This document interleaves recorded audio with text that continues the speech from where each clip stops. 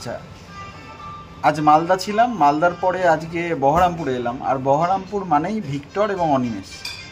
যাই হোক, আমিও জানিয়ে আসি এদের এক কথায় যে আমি বহরমপুরে আসছি। তো আমি যদি আসি তাহলে পরে কিন্তু আমাকে ছাড়া যাবে না। তো সেই ভালোবাসাটা মানে দাদা ভাইয়ের যে আত্মিক সম্পর্ক মূলত ইউটিউবের দৌলতেই হয়েছে। এবার তাহলেও সেই সম্পর্কটা এখনো পর্যন্ত অটুট আছে। তো যাই হোক, আমি মালদা থেকে মানে আসার পথেই আমি ফোন করেছিলাম, ভিক্টরকে ফোন করতে পারিনি, অনিমেষকে ফোন করলাম। তো অনিমেষ ফোনটা ধরলো এবং অনিমেষ বললো ঠিক আছে দাদা আমরা দেখা করবো। এবং আমিও বলেছি যে তোমাদের জন্য দেখা করার জন্য প্রয়োজনে আমি একটা ট্রেনও মিস করতে রাজি আছি।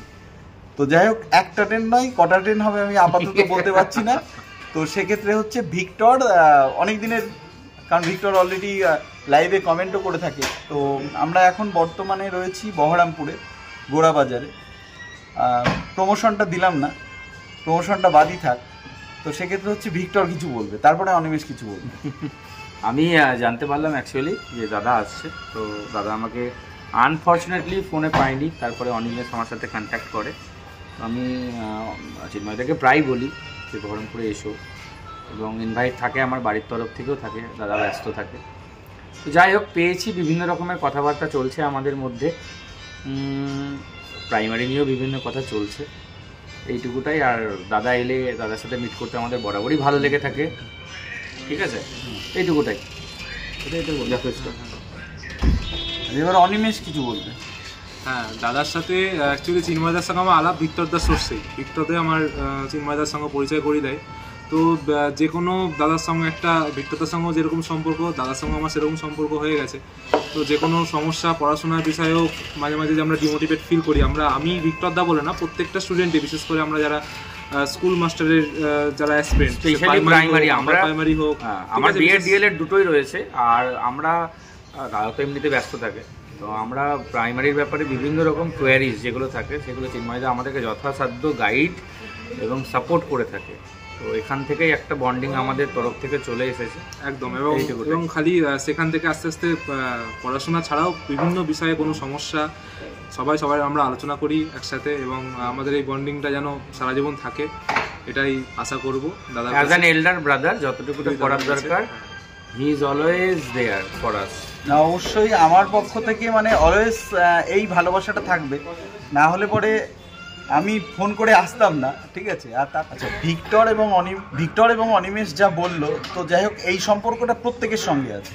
কারণ আমার সঙ্গে যারা যেখানেই আছে, আজকে বহরমপুরে মিটআপই বলা যেতে পারে। তো এখানে মিটআপের সম্পর্ক নেই, দাদা ভাইয়ের সম্পর্ক হয়ে গেছে, কারণ প্রত্যেকেই।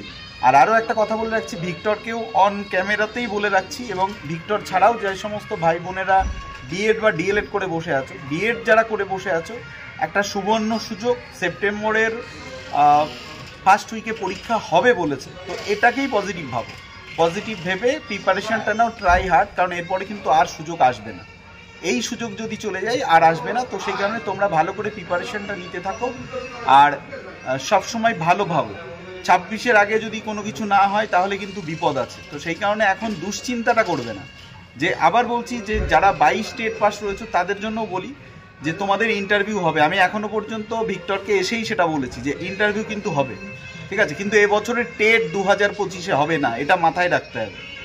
আর একটা জিনিস হচ্ছে, যারা মানে অনেক মহা আনন্দের সঙ্গে আপার প্রাইমারির বিষয়টা ভাবছো, আপার প্রাইমারি কিন্তু টেট রিক্রুটমেন্ট কিন্তু নয়, রিক্রুটমেন্টের গেজেট বেরিয়েছে কিন্তু রিক্রুটমেন্ট কিন্তু নয়, টেট পরীক্ষা। টেট পরীক্ষা মানে আরও একটা সার্টিফিকেট ঘরে থাকা, দিন 25 সাবজেক্টের পরীক্ষা। হ্যাঁ, তো 25 নম্বরের সাবজেক্টের পরীক্ষা। যাই হোক, থিঙ্ক পজিটিভ, বি পজিটিভ, ভালো করে ভাবো, পাশে থাকো, অ্যান্ড কিপ ওয়াচিং শিক্ষা কুটির, অ্যান্ড কিপ ফলোয়িং চিন্ময়দা অফিসিয়াল।